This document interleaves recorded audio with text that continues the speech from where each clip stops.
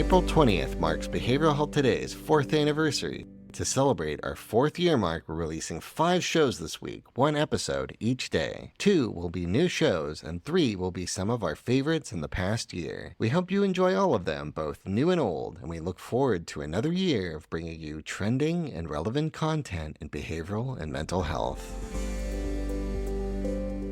Welcome to Behavioral Health Today, a Triad production. I'm your host, Sharlee Dixon. My guest today is Topaz Adizes. Topaz Adizes is an Emmy Award-winning writer, director, and experienced design architect. He is an Edmund Hillary Fellow and Sundance Skoll Stories of Change Fellow. His works have been selected to Cannes, Sundance, IDFA, and South by Southwest, featured in New York Magazine, Vanity Fair, and the New York Times, and have garnered an Emmy for new approaches to documentary and 2 World Press Photo Awards for immersive storytelling and interactive documentary. He is currently the founder and executive director of the experience design studio, Skin Deep. We're excited to have Topaz with us today to share his book, 12 Questions for Love, a guide to intimate conversations and deep relationships, and his work with the Skin Deep, hosting over 1,200 conversations all over the world. Topaz, welcome to our show. We are so excited to have you here with us. It's a pleasure to be here. Thanks, Sharlee. Absolutely. Congratulations on the recent release of your book, 12 Questions for Love. I hear that it came out just a few weeks ago. Yeah, absolutely. The beginning of the year. Thank Awesome. you. And before we get into the book and what it's about and what led you there, I'm very curious about your YouTube series, the And series. Yeah. I've watched quite a few of them, and they are very powerful, and they really dig deep into relationships and inviting people to come together and asking really vulnerable questions. And it seems to be that they're bringing relationships together. Where did the idea come from? What were you trying to gain from it? Who are you trying to reach? Well, the And really came out of an desire to explore humans being human and to create a space where people could explore their relationships by having conversations. And as many things kind of happen in life, or at least in my life, one thing leads to another, and then you discover this format, in this case, the And, that's really powerful and potent in sharing the stories of people's lives with others, with the people that they're in conversation with. But as viewers, it's really illuminating to watch. And for those who don't know, we've been around for 10 years. We've filmed over 1,200 conversations. And the way the And works comes from 2 people facing each other, sitting in 2 chairs facing each other. And we give them questions to ask each other. And we film it with 3 cameras, a wide shot. So you see them both sitting in profile, staring at, talking to each other. But then we also have 2 close-ups on their faces. And we always show both faces at the same time. So it's a split screen where you're seeing both the person ask the question, the other person answering, while, the person who asks is listening, right? And I think that's a really powerful format. Well, because a lot is said beyond words, right? A lot is said and people listening and reacting to what is said. And oftentimes what is actually happening, what is actually being communicated is different than what is actually said, right? I agree. Yep. Right. And so this gives the viewer an opportunity to see both sides. And then they're also, as a viewer, you're projecting what you think is going on. And what also happens is actually it's a reflection to you of maybe the relationships in your life. Ooh, I'm watching this video. Yeah. Am I like this person who's not listening to their partner? Am I like this partner who really listens to their partner? In what ways do I cut my partner off? In what ways do I support what they're saying? In what ways do I argue?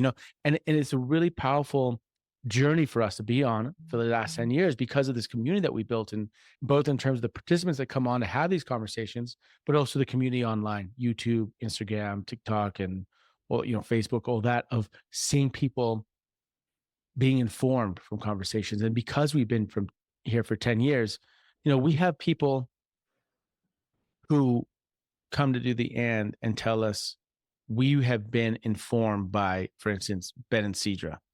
I saw Ben and Cedra have a conversation when I was in college, and now 7 years later, I have a marriage and a relationship with a partner, informed by seeing these other conversations, informed by seeing how Ben and Cedra communicate, because now I know that's possible. And that has been a beautiful journey on this, is creating the space for humans to be humans and sharing that in a really intimate way so that others can explore and deepen their own relationships. Nice. And that has been a beautiful thing. So That actually brings me to a question. Where do the participants come from on the end? Like, where do you find them? Well, that's that one of the amazing things about this is that so oftentimes I'm sitting in the room where we're having these conversations and I just think, oh my God, this is amazing. Is there is many stories as there are of grains of sand in the beach. Every relationship has its own story, has its own world, has its own language. And there's something to be learned if you create the space and you ask good questions, well constructed questions from any relationship. And I think that also pertains to the listener who's listening, to you, Charlotte, to me. We have these people in our lives and that we often maybe take for granted because, you see them every day. It's your brother, your sister, your coworker, right? Your partner. And we don't really harness the richness that can come from our relationship. We're not mining the nutrients that are there. These are people in our lives that can reflect us back to us. Yeah. And how do you unlock that is by creating the space and asking good questions. And that's what's distilled in the book. And that's, based on 10 years of doing the and of holding the space for these conversations, of over 1,200 pairs participating. And that's really what I find I'm full of gratitude for, that I have the opportunity to watch these experiences. And where people come from is wherever we get them. I mean, Okay. at this point, people fly across the country to do an and production, which is really humbling. Yeah. People submit questionnaires and we really try to find new stories that we haven't covered before to add to our growing library of conversations. When we started, we pretty much took anybody who would be willing to do it. Okay. And you said participants, but what you did not mention is that you and I watched one with you and your best friend, and then one with your father as well. So Mhm. were these conversations that you had before with them, or were they just specifically for your show? And what do you think you gained from putting it out there for the public to participate in? Well, it's interesting. So let me talk about my dad. My dad has done it twice with me, once 5 years ago, about 2 weeks before a life threatening surgery. And then he did it with me, about last year, 5 years apart. Always a supporter and a fan. But, when I first told him about the and maybe similar to your listeners here, I'm like, what's the big deal? It's just conversation. It's just two people facing each other talking. We have card games. We have a live experience. We won an Emmy for New Approaches documentary for this interactive experience that we built. But my dad was always saying, I don't get it. So I'm like, what's the big, like, I don't get it. Like, what is it? And finally, I was able to bring him into a room, into an actual production where we sat across from each other and we had this conversation. Hmm. And afterwards, my dad said, oh my God, son, now I get it. He's like, and now I'm going to be a little crude, but my father, you guys should watch the videos, get a sense of his personality. He's wonderful, Yes, but he's funny. he's like, son, this is like sex. You can describe it and people won't get it. But once you have sex, you get it. This is the end. And I think a lot of your listeners might be like, what is this? But what I suggest is if you ask a really well-constructed question, it doesn't have to be complicated, you open up a new door, a new space in the home of your relationship that you can explore anew. If you ask the same question, you're going to explore the same room over and over again. Why do we fight so much? Or why are you not listening to me? What if we asked, why do you think I sense that you don't listen to me? Oh, that's a new question. And by asking that question, I'm putting you in my shoes. And now you have to, right? We have to that's a new question. That's a new space. Right. And that is something that I think we've taken for granted, both in our relationship, but also in how to unlock the relationships in our life is by creating the space and by asking well-constructed questions. And that's been the learning from the end. And also, and you ask, I've done this with one of my very good friends, Justin. I've done it with my father. And I'll say this, and they'll say this, is that even though I've known Justin for 16 years and my father I'm 47 now, at the point it was 42 and 47 when we did it, we never had that conversation because we weren't posed with those kinds of questions. Hmm. So don't take your relationship for granted, right? Ask new questions, discover your relationship anew in a different way. And that is a transformative power. It's a transformative power of human connection. How do we unlock it? Create the space and well-constructed questions. And that's what's all in the book. Absolutely. And you could even see in those videos just the transformation, the same word that you use, that transformation in the facial expressions and the body language and the looks on everyone's faces, or even the high fives or the tears. You can feel it coming through the screen. I mean, I was up late watching on my phone, like, this is amazing. You're right. So thank you for sharing that. It was Absolutely. transforming to me, and I could definitely see myself Oh, thank you. in all parts of the people that you allow to be there for those conversations. Well, So I thank mean, you for sharing. thank you for saying that, but ultimately my gratitude is for the participants. Mhm. What's beautiful about this project is this is the first time in 10 years I'm putting myself out there. I haven't had to do that because we haven't had a book, and now there's an author of the book. Okay, but this project is predicated on over 1,200 pairs of participants Yeah. putting themselves out there, having the courage to be vulnerable. And this whole project is based on their courage and their contribution. This project, this book, the learnings we have would be nothing without their courage.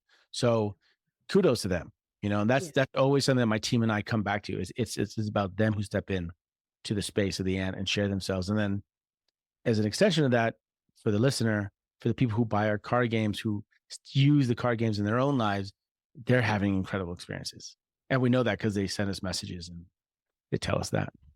Absolutely. Well, I will be buying. I can't decide which bundle I want to buy yet, but I will be definitely buying some. Yeah. Bring those types of questions and conversations into my own relationships. So, Okay. getting kind of back to the book, what about those 10 years of experience? Like, why did you want to write a book? Why did you want to come up with compiling those questions and how you felt about them? And what was the inspiration? Where did that come from? So about 2 years ago, in a week in November, I got 2 emails in the same week. It was been 8 years of doing the and in 1 week, 2 emails, 2 different publishing houses. The editors wrote me an email, said, "I have one from New York, one from Seattle." And I thought, what is this about?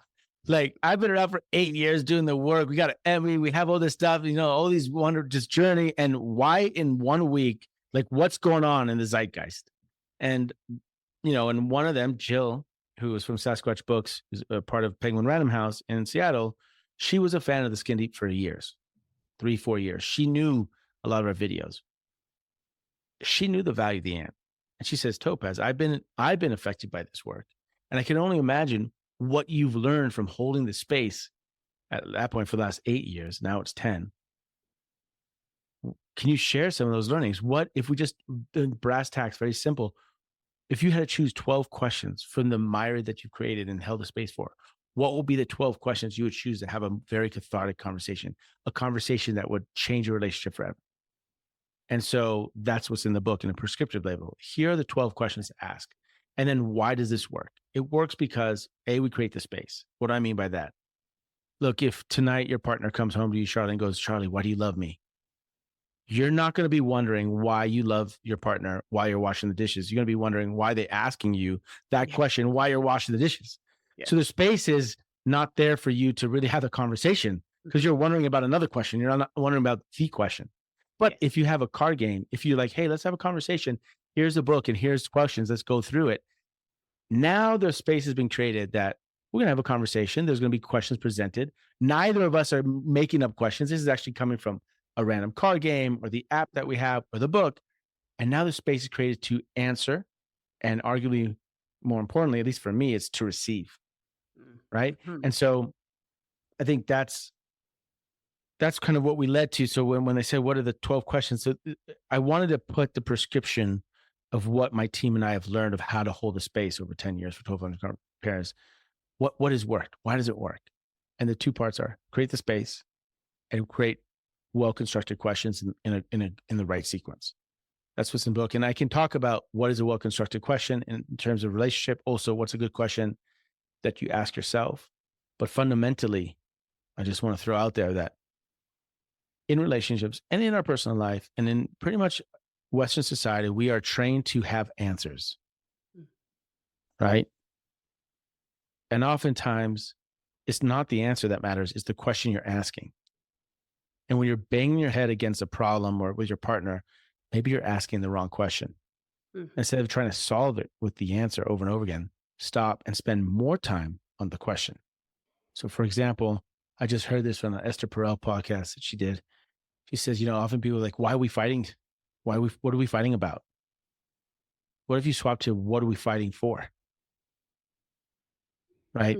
I thought that's a great pivot. There's different framing of questions. Okay. And when we ask that to our partners, gives us an opportunity to reshape our relationship or explore home, spaces in the home of a relationship that we haven't before. Right. And so you did mention some of the characteristics of creating that space, because I absolutely agree with you. I mean, of course, the questions are important, but where those questions occur is maybe even more important. So you mentioned having the right mindset, creating the space, the one-on-one time. Yeah. One thing is, don't be pressured that you have to exit somewhere, right? Sometimes you have what we do in relationships, or what we do in life in terms of when we hit discomfort, is we have a tendency to speed up Yeah. because you want to get through the pain. That's exactly what you should not be doing. Slow down. Slow down. If they say an image is worth 1,000 words, an emotion is worth 1,000 thoughts. So instead of describing an image with 1,000 words, or instead of describing and processing an emotion with 1,000 thoughts, just sit in that emotion, let it in, breathe it, and then let it go. When an emotion comes, you got two options. It's either push it away or like let it in, but then let it go. And if you do the let in and letting go, and and what I mean by that is, if you do that, then you can get through things. You can get through things, right? And in the scope of relationship, when there's discomfort, we kind of speed up. Oh, I got to talk about this because there's conflict. We speed up. We're actually avoiding pushing away the discomfort. And there's a great deal of opportunity in the discomfort. There's actually an opportunity for growth. What I like to say is, the path to growth is lit by your discomfort and your fears. So pursue them wherever they appear. Right. And in the scope of relationship, if you can sit in that and slow down, there's a great deal of growth that can happen to your relationship, making it more resilient, more sustainable, and more fulfilling. We'll be right back after word from our sponsor. Most of us spend more time at work than anywhere else doing anything else. So why not spend that time in a job you love? Introducing Triad's Jobs Marketplace, the only job site dedicated specifically to behavioral and mental health professionals. Featuring more than 1,000 open jobs from dozens of behavioral and mental health employers, and searchable by location, professional field, employment type, specialization, and more. Jobs Marketplace helps you find your next career opportunity. Full-time, part-time, or gig time, make the most of your time. To access Jobs Marketplace, register for your free professional account at hellotriad.com/BHT. That's hellotriad.com/BHT, and then click to Jobs Marketplace. If you're already a member of the Triad community, visit app.hellotriad.com/jobs. That's app.hellotriad.com/jobs. Visit us today and take your next career step tomorrow.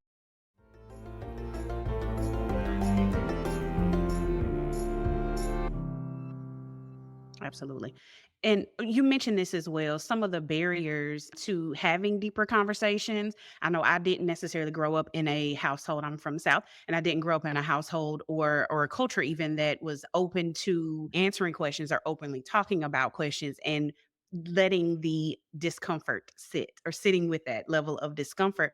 What Yeah. are some of those barriers, and how do you think that or your 12 questions helps relieve those for people? Well, I think one of the barriers is discomfort, Mhm. or, fear of being rejected, or it's too hard, or what's the payoff?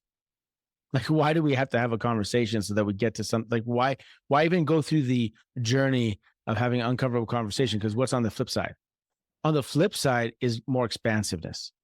On the flip side is more comfort with the person you're with. On the flip side is greater trust and respect for the person with.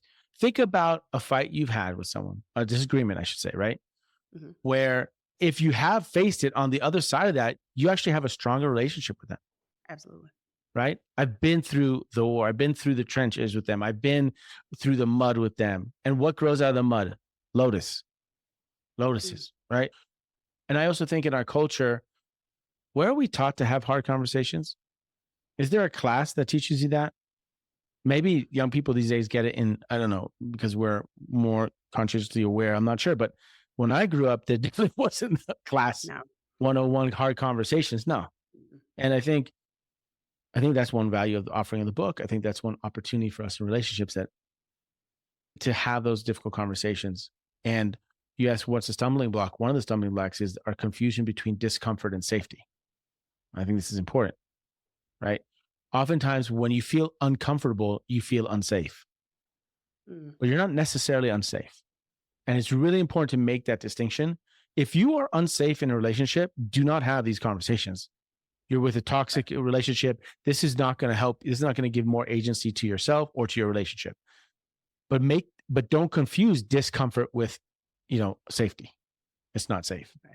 Don't make, right? So maybe you're speaking to someone, that a friend, a parent, where you have a certain mutual trust and respect that we are on the same journey.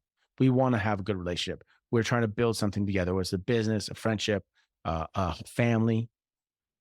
But we have to face some uncomfortable conversations. Absolutely. So when that discomfort comes, great. Because on the flip side of that discomfort, when you lift that stone, there's actually a golden nugget. There's something new there. There's actually a new power to your relationship, a deeper connection, a more resilient, sustainable thing. So don't confuse discomfort and safety. If you feel unsafe, then you should probably be out of the relationship, right? Or you need to do other type of work to create safety in the relationship. Of course, we cannot give all of our listeners every tidbit, but I am curious, what are some of the questions from your book? Well, I'll just give the big bang. I'll just drop, we have structured this questions. There's 12 questions that are structured in a certain way. The first 3 are about the past. It's about why is the past? Because it reminds you of your love. It reminds you of your connection. It reminds you of your shared experiences and synergies and values that you share together, and the connection. Then we move into conflict, the next 3 questions. How do we handle them? What's the lessons from them? And then we move into kind of the climax, what's most vulnerable, which is question 7, which is, what is the pain in me you wish you could heal, and why? That's deep. Right? What's the pain? And I thought a lot about this, and I believe that you can't actually heal someone else's pain. What you can do is hold the space for them to have their own healing. Mm-hmm.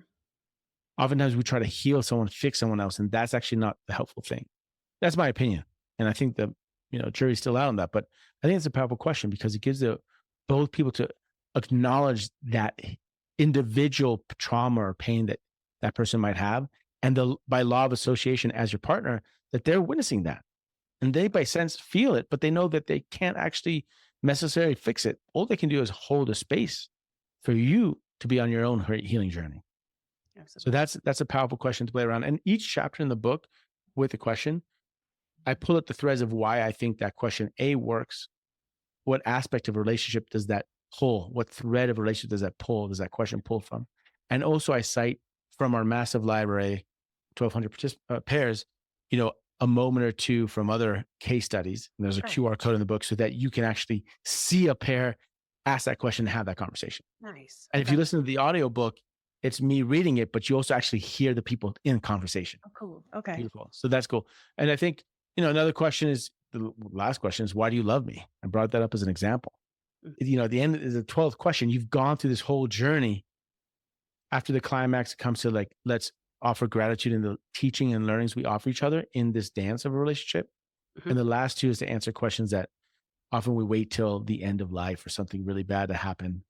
But, to have to ask this question, to have this conversation, let's not wait till the end. Let's not wait till it's too late. Let's have that conversation now, which is question 11. If this were to be our last conversation, what do you want me to know? What do you want to tell me? The 12th question is, why do you love me? And that why do you love me can be so powerful after you've gone through this whole journey. Everything else, right? So you would suggest that, let's say a couple start at chapter 1 with question 1 and then work through the entire book together?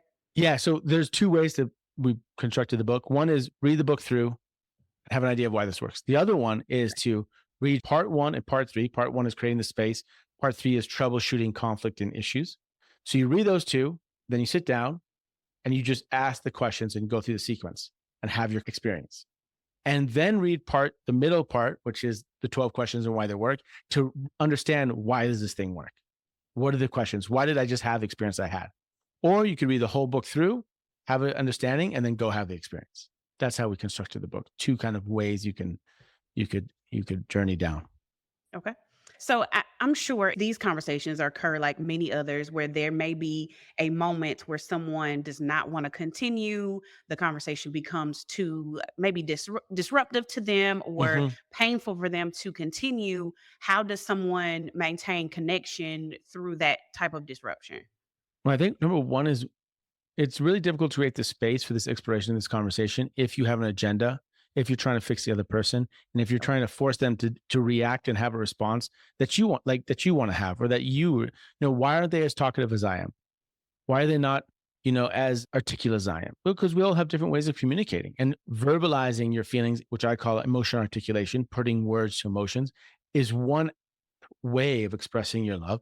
But there's many ways to express your love. One of them is with words, but there's also presence, gifts, acts of service, right? I think that when you embark into this space, part of the creating the space is that you don't have an agenda. And that one of the rules is that you do not have to answer every question. Okay. You allow the human to be human. You allow them to be who they are. Like when we film in the end and in production, and when we suggest to all the readers who participate, don't have an expectation of how it should be. Accept what is and experience it. And you can have this conversation over and over again. And your partner, maybe in the beginning, does not want to talk. They're not practiced at it. But just like riding a bike, you start practicing, you get good at it. You get better at it. You can explore deeper. And that's one beautiful thing of watching all the videos on the end is you can watch these other people have conversations, go, oh, wow, look at how they're expressing themselves. Look at how they're responding to that. Oh, maybe I can practice that. Maybe I could incorporate that into my relationship, into my communication strategies and tools. So for me, I think what's important is that when we have these kind of conversations, which are exploratory, we don't have to end up with the result. We don't have to end up with the result you want. Let that go. Let it be. When we do a production, I tell my directors, if they go, oh, Topaz is not really going the way, we want it to go. I'm like, hold on. Since when do we want it to go anyway? Humans are humans. What's important here is to let them be humans, let them be who they are. So maybe you find yourself in conversation with your partner. I'm speaking to the listener here, and they're not responding like you want them to. And instead of thinking about why they're not responding, why not look at yourself and go, why do I want them to respond in a certain way? What am I holding on to? How am I not seeing them clearly by holding up to an expectation? How am I not accepting them? And even by accepting them by who they are, instead of trying to have them be someone else or respond in a certain way. And I think that by exploring that, you also, and if you can look at that and come up with more curiosity of letting it be what it is, then that creates a space for you to enter the space more often. Your partner who doesn't want to talk they'll probably become more and more comfortable and more practice at having this conversation. Okay. And so you're mentioning, I think, what the version of success looks like. What does that powerful conversations and human connections, like what does that look like? How do you feel like success is in those types of power relationships? I don't know what success looks like. What I know is what something feels like, and something feels that you feel a sense of humanity. You feel that you're not alone. You feel a sense of love. But to me, love is not an emotion, it's an act, it's a Mhm. practice. And the journey to that, through that practice, is communicating, one of them, as I said. And so I think one sign, if you're asking what success is that how much discomfort can the relationship sit in? How much of a challenge can it go through?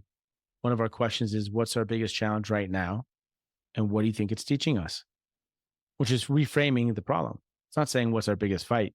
It's not asking why do we fight so much. It's saying, what's our biggest challenge right now? It's a challenge, which could be an opportunity right now, because we know that right now it's what it is. And next week, next month, next year, it'll be another challenge. And what do you think it's teaching us? Because it's an opportunity for us to grow. And by asking questions like that, can you and your partner in a relationship, whoever it is, and by the way, this is not just for romantic, it's anybody you're intimate with, not just romantically. Be your father, be your brother, be your coworker, be your sister, your child. Can you sit in the discomfort, feel through those emotions, not cognitively process them, trying to come up with solutions? Can you sit there, feel it? And just by virtue of that, of being present to each other and going through it, builds a more sustainable relationship. You can weather more storms. You can have Absolutely. deeper, more expansive experiences together. Absolutely. And I appreciate that you mentioned that it is not just for intimate partner relationships or couples or spouses, but also any type of relationship that you were in, especially family, parents, all of that. So maybe even with yourself, I did see that there was a self-care box of questions as well. So Yes, that's actually one of my favorites. Is right here. This is Mhm. yeah. Nice. Okay. Yeah. So is there like a hallmark story, a story that can help our listeners really take home what the 12 questions are, what that type of experience can be for them? I recommend people check out the video that was just released this past Wednesday. Laura and Brad and Laura. This was one of the most moving for me that I can remember. They both have been together some 25, 26 years. A year ago, they lost their 18-year-old son. He just died in the shower. They have no idea how. It was not drugs, not a heart attack. It was this freak thing that happened. If you watch it, you'll see there's some profound, beautiful nuggets of wisdom and life wisdom and vulnerability and courage that Laura and Brad show that really moved me. And what really moved me was when I read the questionnaire. Brad has been a Marine for 14 years. And he says that coming on to the end and having the conversation is probably the scariest thing he's ever done in his life. But he knows that if he doesn't do the conversation, doesn't have the conversation, he might lose the greatest love of his life. Wow. And Laura told me, after their son died, it was obviously, as you can imagine, it was just so challenging. And every time she wanted to talk to her husband, he just couldn't. He just didn't want to talk. He would go for a drive and she was losing him. She said, I needed to share my emotions. I needed to share with someone and I couldn't share with him. And somehow they got the healing deck, a healing deck I hold in my hand. I'm showing you now this one. And they started playing it. And that helped a lot. The thing that moves me most is the fact that we've built a channel, a brand, a format that two people who've gone that in less than a year, because we filmed in November. It just was released this past Wednesday. That they would step into the space and share themselves with us and trust us. That's a huge compliment. It's also a great deal of responsibility. And that means that I think we're doing quality work that is helping people. Because I can only imagine. And I said, Brad, Laura, why are you guys doing this? I said, listen, we didn't get out of bed for 3 days after. We couldn't. And you'll see in the video. But sometime in the first week, someone sent them an email who had also lost someone very, like a child or someone really important in life who's dealing with grief. And said, here's what you need to do. You need to eat, you need to drink, you need to get out of bed. And if they didn't get that, they would have been on a different journey. And they said, so therefore we know that by having this conversation, other families, other individuals who are going through similar challenges will find help, will find support, will find inspiration, will find solace. And that's an incredible honor that we have a project that can do that for so many people. And before we finish up today, where can our listeners learn more about you, about your book, 12 Questions for Love, A Guide to Intimate Conversations and Deep Relationships? Where can they learn more about Skin Deep? Where can they learn more about your work in general? So I would just direct everyone to theskindeep.com. All our social media channels are basically The Skin Deep. I think Instagram is _Skin Deep. YouTube, it's The Skin Deep. I would go there, take a look. My personal website, topazadizes.com. But that's not really the focus. I think all our work, all our projects, it's on our social media channels of The Skin Deep and our website. So direct people there. And then you can buy hardcover, ebook, audiobook, anywhere you get your books. It's everywhere. Awesome. Awesome. I cannot wait to read it. And Okay. Is there a final word you want to leave us with before we finish today? No, just thank you for your time. Thank you for your audience's time, for the listener. I hope this is helpful. And I wish everyone a wonderful journey of amplifying your life experience by unlocking the relationships in your life by asking quality questions. Awesome. Thank you very, very much, Topaz. I really appreciate speaking with you today, and I look forward to learning more about those 12 questions. Great. Thank you so much. And I want to thank you, our listeners, for joining Topaz and me today for our conversation. The resources for this episode and an archive of all of our other episodes can be found on our webpage at triadhq.com/BHT. Thanks for listening, and we look forward to having you back with us on Behavioral Health Today. We appreciate all the support from our community, and if you like our show, one of the best ways you can support it is by giving us a 5-star rating and leaving a review. Behavioral Health Today is a podcast part of the Tribe Network, all rights reserved.